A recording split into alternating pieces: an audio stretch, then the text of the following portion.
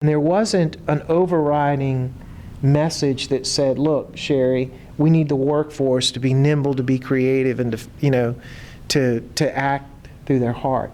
Right. But that's what actually has happened. And what you're seeing, and we've got miles to go, right? I mean, who knows as we tape this where we are in 30 or 60 or 90 days. But I feel like we're in a good place from a premise standpoint, right? From a foundation, because the foundation is solid. And so, I think there are lessons that can be learned for the workforce going forward. Again, I said early on, there's no manual, there's no guidebook for what we're doing here. And nobody has one. But ultimately, what you all have done is demonstrated so many different examples of goodness and what's possible. And, I think your actions, that's what defines us. That's what we want in our workforce. That's who we want the new employees to be. That's who we want the department heads to be. That's who we want to be.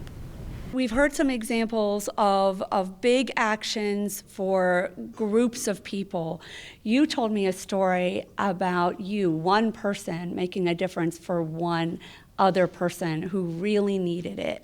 And you were there when he needed it most. So if you wouldn't mind sharing that story with the rest of us. Sure.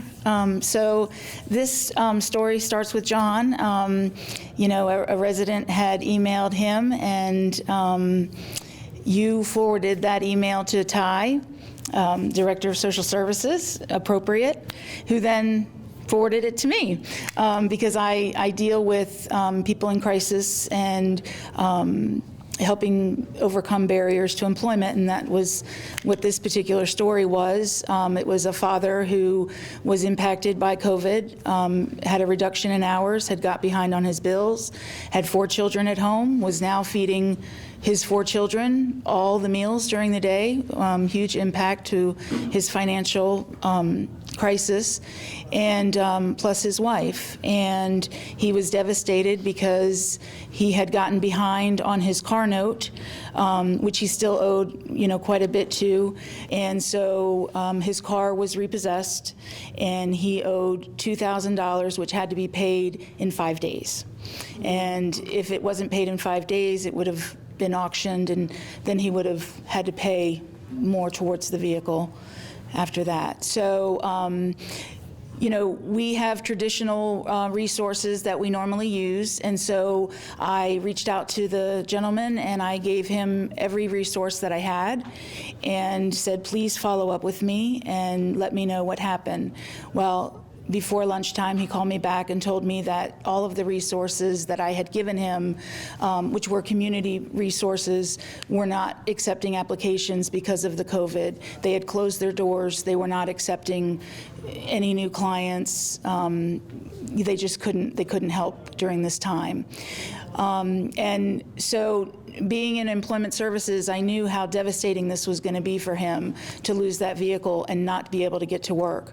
And so I said, last thing I could possibly think of, I said, let me reach out to anyone and everyone I know in the community that I've had interactions with, that I've contact with, and I said, I will put your story out there if you let me, and see if something happens, if you can get any help.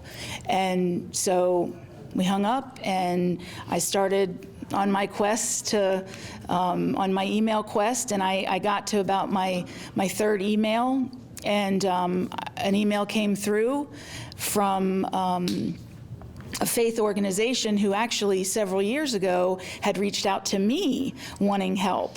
And so I gladly started participating with them in the Jobs for Life program. And you were volunteering, I right? was volunteering, yes. It's an employment services, and they were looking for someone with employment services information. And so I had started working with them on a volunteer basis for about 3 years on Monday nights doing their Jobs for Life program.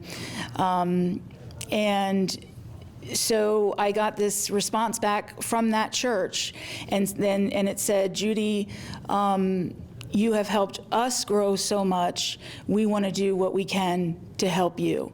And before I knew it, I had the pastor calling me, asking me, and I said, it's $2,000. You know, I've never had a church reach out for that kind of money.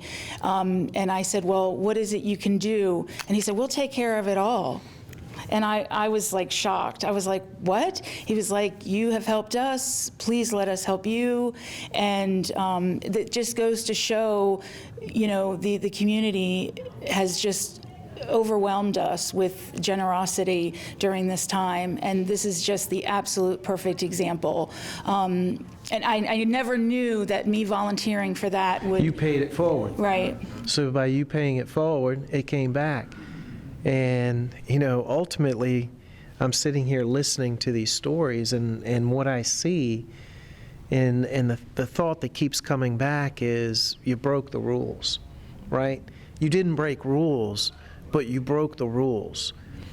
And so you didn't just simply go by, you know what, sorry, there's nothing we can do. You know, Judy, what you've done just for that family, think about those 4 kids. And I mean, I can't fathom how many times you've done something similar in your career.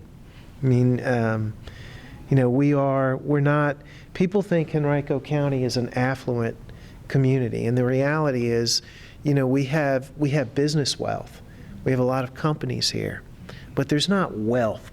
I mean, there are pockets of it, but you know, the pockets of poverty that we have, the pockets of folks that are struggling, people that are coming in, you know, to our community, to our nation for the first time.